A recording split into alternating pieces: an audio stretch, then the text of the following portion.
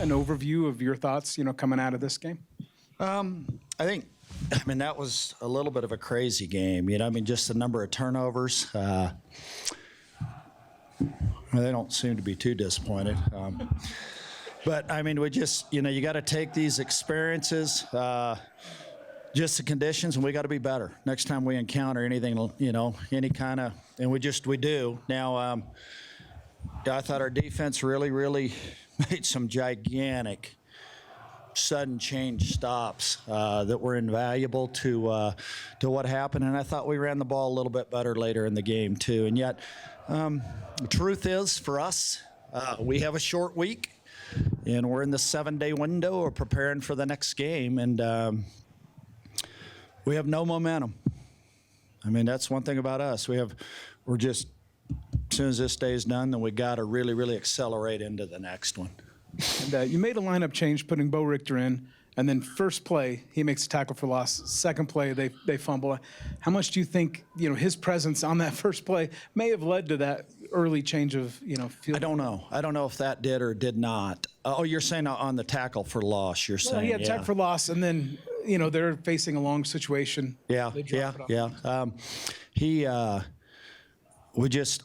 to be willing, and we will. I mean, we got to move guys around and try different lineups and the whole bit and find a way, like we always say, let's get our best 11 out there for what we're going to encounter. And golly, if you need a righty out of the bullpen, then you got to go get a righty out of the bullpen, depending who it is.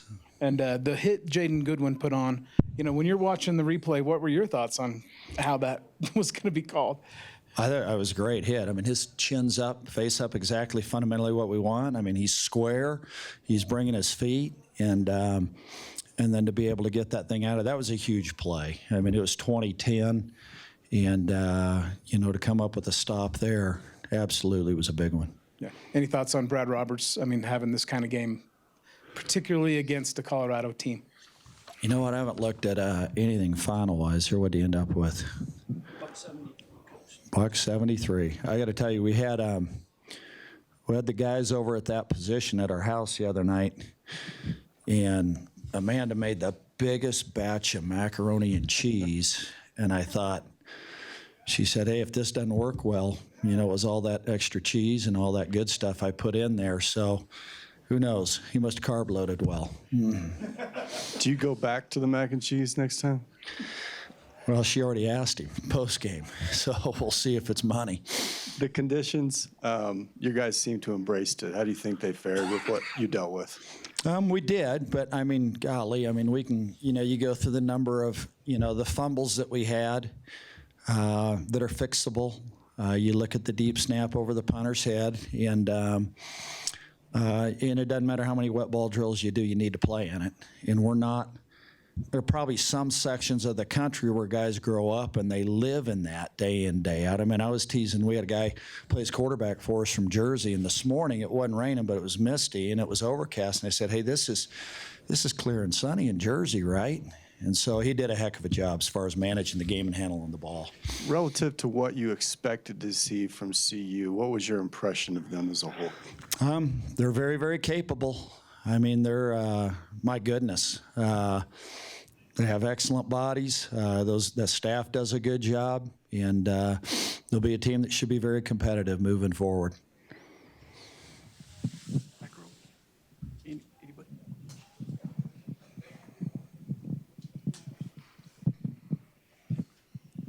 Coach, you referenced that turnover on the goal line. Like, I mean, when you have a game that's as sloppy as this and it looks like the momentum's turning, to see your team bear down and come up with a play, what did that mean to you just as a coach? Yeah, it was, and you think back even in the first half, the fumble right there with about, with a minute and a half left in the first half, the way they came out there and just came up with a stop. Who knows? If we hadn't called timeout, they hit the field goal still, and they made some huge plays. And a credit to our staff, because we're going to have to do this throughout the year, and there's sometimes it doesn't work, but we were able to move some guys around like we talked about somewhat earlier, and we'll have to do that going forward too. And we're within a 7-day window of playing another opponent, so we have to adjust and move forward here. your teams have always been mentally tough. Like, what does it tell you about the toughness of this team today when you have those things going against you and they're still able to stabilize and take control of the game and kind of? Yeah, they were good that way. They were. I'll tell you, these guys, really the esprit of this team is it gives us a chance in a good number of games. And there are going to be some games maybe we don't match up great, honestly. We know that. And like I said, I mean, I think we have enough maturity just to realize there's never momentum, like I said. I mean, it's just we have zero expectations. Instead, what we do, we pull together, we work, we try to make some strides, make some improvement. And it'll be hard to do this week. Coach, going into halftime up 20-10, what was your conversation with the guys? I know that lead is probably not as big as you wanted it to be. What was the conversation like at halftime? We talked about how it was going to be a full duration. When you go to school at the United States Air Force Academy, you don't sign up for 2 years or 3 years. It's kind of like playing football too, where it's full. It's for the full gamut. And I thought they embraced that part of it, just in terms of really the only thing, if we're going to look up the scoreboard, let's only see zeros that way. How does an opponent like the Buffs coming in here help you guys prepare? I know you haven't watched film yet, but before going into Mountain West play. Well, I don't know I don't think it does. To answer your question, that doesn't. I don't think it helps us. In fact, I'll tell you candidly, sometimes it kind of concerns you a little bit, just with the amount of just snaps that you've already played that are, somewhat high exposure snaps, and the way that works cumulatively. And I do think it helped that maybe in the first game, I think most of our guys that played quite a bit only played 31 snaps. And today, defensively, they played more than that. But we got to get our bodies back. And I mean, that means nobody's going to be happy tomorrow because we are going to back squat and we're going to practice on a Sunday. Right back at it. Going back to the very first play of the game, able to force that fumble recovery and score right off the bat. Is that something, do you feel like set the tone for this game right away? No, but I mean, I love the start. Don't get me wrong. It's just if you score in the top of the first, there are still a good number of other innings that still have to be played. And I thought we did that. It would have been easy to say, oh, yeah, hey, this way it's going to go. No, it's not. I mean, you got to be realistic enough to, to grasp that you're going to have to keep cranking up and keep playing down after down. And then Brad Roberts obviously had another great game today. What about him, just maybe even just off the field, makes him a strong leader for your guys? Example, in the sense that he doesn't say a whole lot. I mean, there's not a great deal of rah-rah, but I can tell you, I mean, his spirit's contagious. Anything else for Coach? Coach, I'm sorry if you addressed this earlier. Do you know Carl well? Do you have, I guess, sympathy outside the competition as a friend and a professional colleague when that happens to them in an in-state game like this? Nobody will handle it better than he will. Just the maturity and his experience. And just for them, a part of building, and they'll get there. I mean, the resources that they have, and I mean, just their level of commitment. It just sometimes takes it just doesn't happen instantly. I'm trying to think. They had a guy that might have got there in about 1982 or so.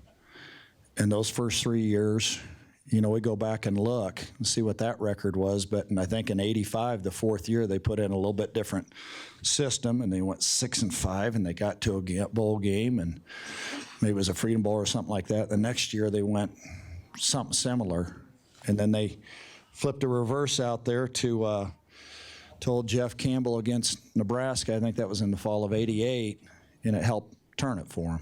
Tell us about that meeting or that dinner that you had at their house.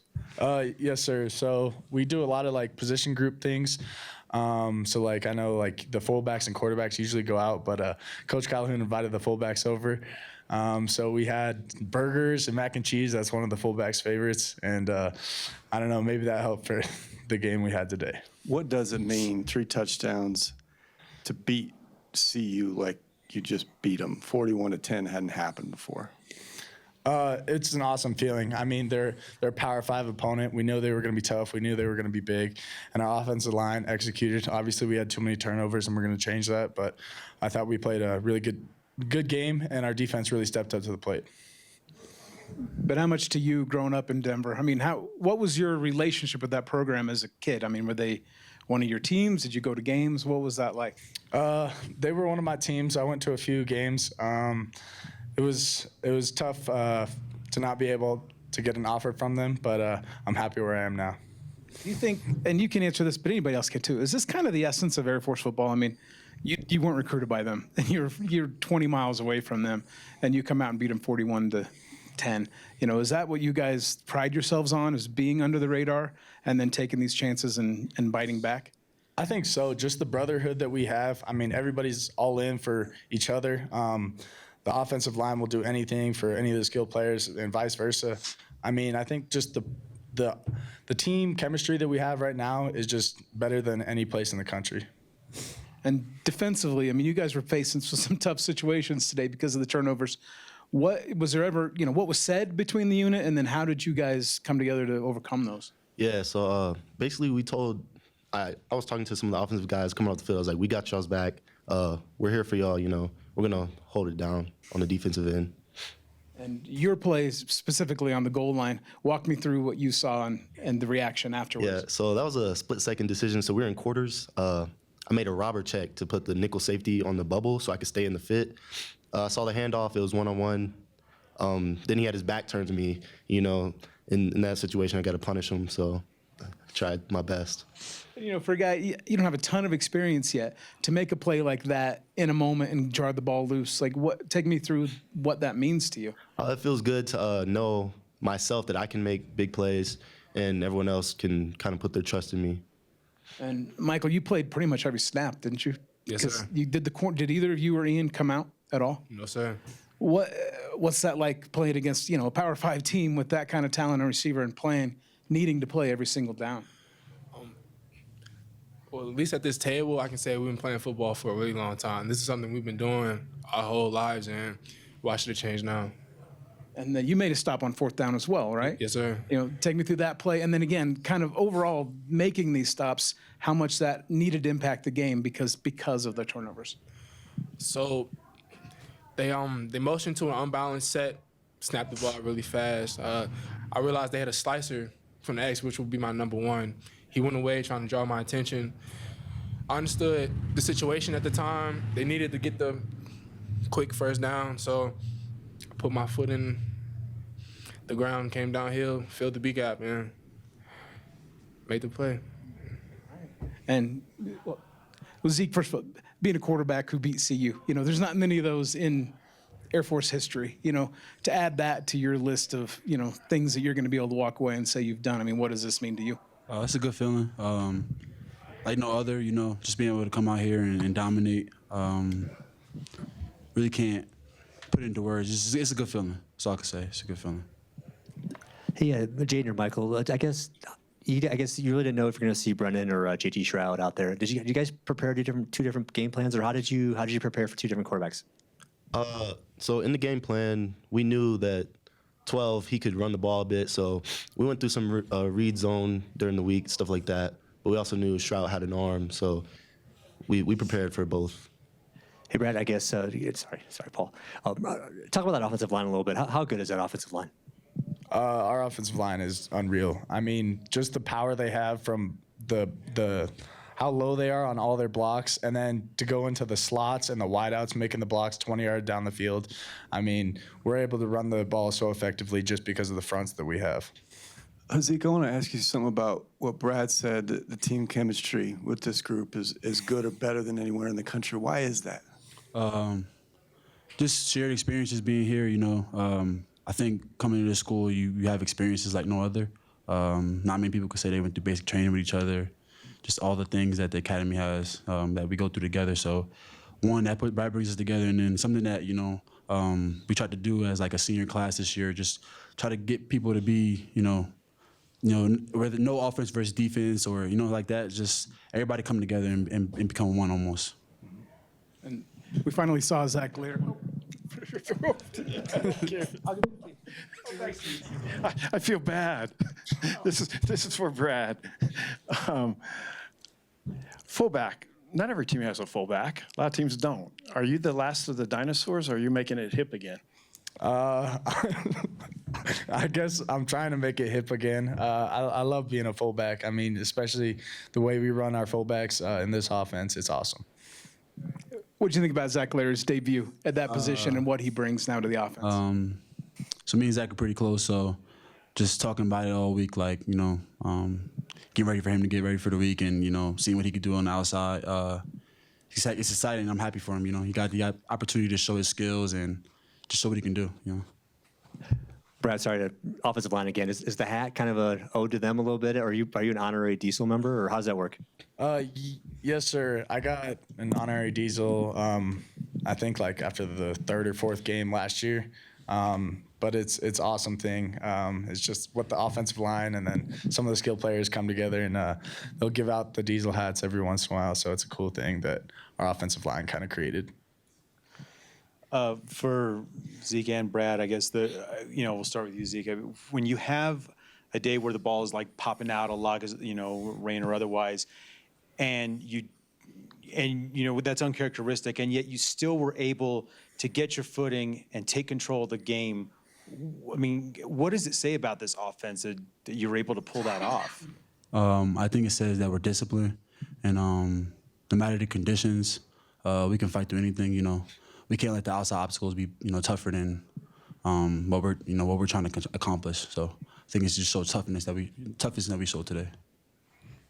And then I think obviously the ball being on the ground was not good for either side, but we got to be better with just holding onto the rock, both hands, making sure that it's your hands are dry and everything like that. But at the end of the day, we also got to be able to run the ball well, and I thought we did that.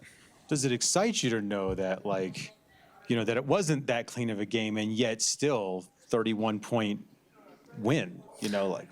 Yes, sir. I think we're just building on each game. I think we got to get better each week in order to keep winning. Zeke, I just saw your eyes get really wide when you were looking down at your stat sheet. Was there something that really popped out to you? No, there wasn't. There wasn't. Are you sure about that? Was there anything, Zeke, that surprised you out there today?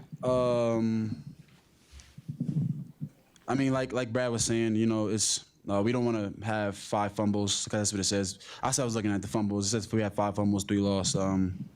Obviously, we don't want to, we don't want to have that in any game. So that's tough. But I also saw the score, which said 41. So.